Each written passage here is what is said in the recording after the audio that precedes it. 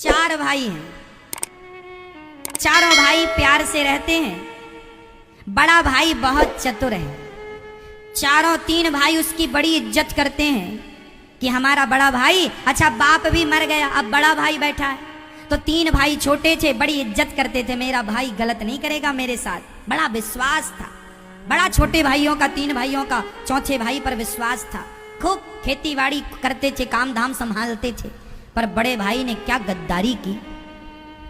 बड़े भाई ने पिता की आधी से ज्यादा संपत्ति बेच दी।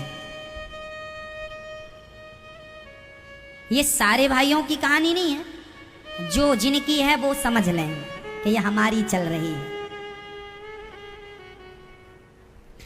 तो उसने सारी आधी संपत्ति प्रॉपर्टी बाप की बेच ली और बेचकर पैसा लेकर अपने नाम की प्रॉपर्टियां खरीद ली।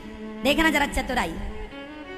और छोटे भाई को तो लगा कि हमारा भाई हमारे साथ बुरा नहीं करेगा, और जब बेच लिया और पैसे से अपने नाम पे, अपने बच्चों के नाम की प्रॉपर्टियां ले ली, उसके बाद भाइयों का बंटवारा कर दिया।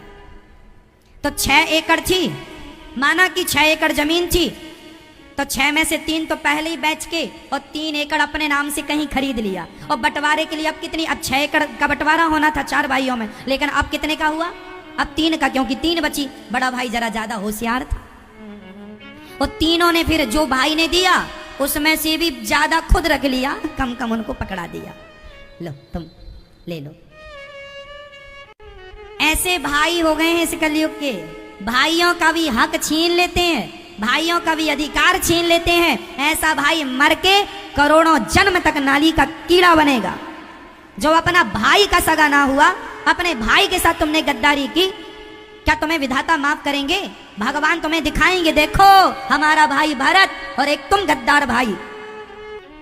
ईश्वर की लाठी में जरा आवाज नहीं होती, और जब मारेगा तो कस के पड़ेगा, बेटा रुको, तुम कर लो, तुम बेईमानी कर लो, अत्याचार। भाई भाई तुम बेईमान ना बनो।